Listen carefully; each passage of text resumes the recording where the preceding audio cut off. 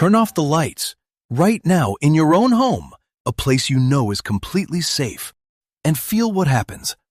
That little prickle on the back of your neck, the urge to walk just a bit faster up the stairs.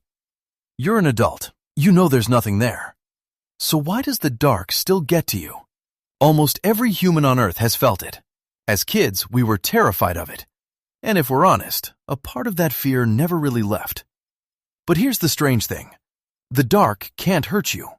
Darkness is just the absence of light. So what are we actually afraid of? The answer is buried deep in your DNA, and it kept your ancestors alive. Let's get one thing straight. You are not afraid of the dark. You are afraid of what the dark might be hiding. Think about it. Switch off the light, and nothing about the room changes. The same furniture, the same walls.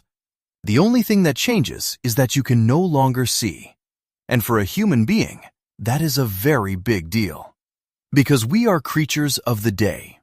Humans are built for sunlight. Our eyes are sharp, full-color, detail-hungry machines in daylight.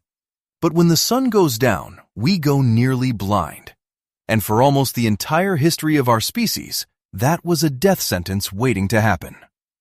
Picture our ancestors, hundreds of thousands of years ago. No houses with locked doors, no streetlights, just a small group of humans huddled on an open plain as the sun disappears. And out there, in the dark, things are waking up. Lions, leopards, hyenas, the great hunters of the night. Animals with eyes built for darkness and a taste for slow, soft, clawless apes. At night, we were not the top of the food chain. We were the menu. And the evidence is real. One of the most famous early human fossils, a child from millions of years ago, was almost certainly killed by a giant eagle. Our ancestors were hunted, regularly. And the most dangerous time of all was the dark. So evolution did what evolution always does. It kept the survivors. Imagine two early humans. One feels a jolt of fear when the sun sets, stays close to the fire, stays alert, stays hidden. The other just shrugs and wanders off into the dark, relaxed. Which one do you think lived long enough to have children? The calm one got eaten. The frightened one is your great-great-great-grandparent, multiplied by 10,000 generations. You are descended from the scared ones. Every single one of your ancestors, going back millions of years, was cautious enough in the dark to survive the night and pass on their genes, including that fear. So that prickle on your neck isn't a flaw.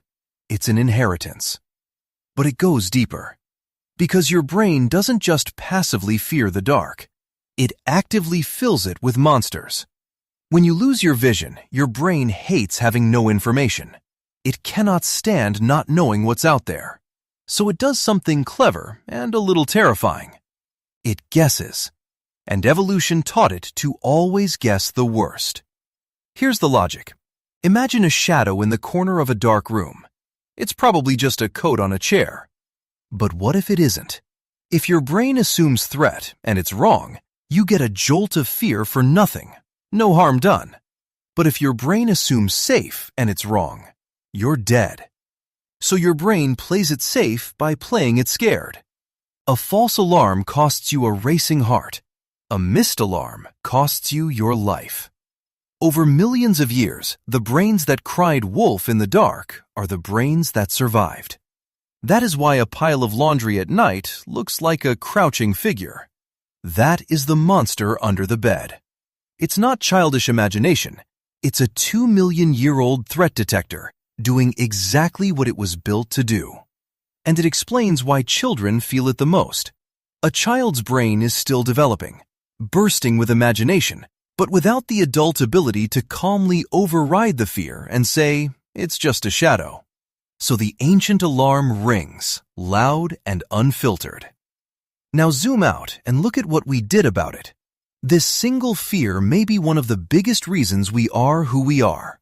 Because of the dark, our ancestors clung to the one thing that pushed it back. Fire. Fire gave us light, warmth, and a circle of safety to gather inside, while the predators prowled beyond it. That fire is where we cooked, where we told the first stories, where we became human. The fear of the dark didn't just keep us alive, it shaped our entire world. And then, in the blink of an eye, we won. We flicked a switch and banished the night. For the first time in the history of life on this planet, a species made its own daylight. But here's the catch. Evolution is slow, painfully slow. Our world changed in 100 years. Our instincts haven't caught up in 100,000. So you can sit in a locked, alarmed, modern home with a phone in your pocket more powerful than anything your ancestors could dream of and still feel your heart quicken when the lights go out. Because that fear was never really about your bedroom. It's an echo. The voice of every ancestor who ever survived a night in the wild, whispering the same ancient warning. Stay alert. Stay near the light. Something might be out there. So the next time the dark makes the hair on your arm stand up, don't feel silly. Feel the weight of it. You are not a coward. You are the latest model of a survival machine, fine-tuned by millions of years of close calls in the dark. That fear is the reason your bloodline never ended. The dark was humanity's very first monster. And the fact that you can still feel it, right now, safe in your own home, means the monster taught us its lesson well. If you enjoyed falling down this rabbit hole, subscribe, and I'll see you in the next one.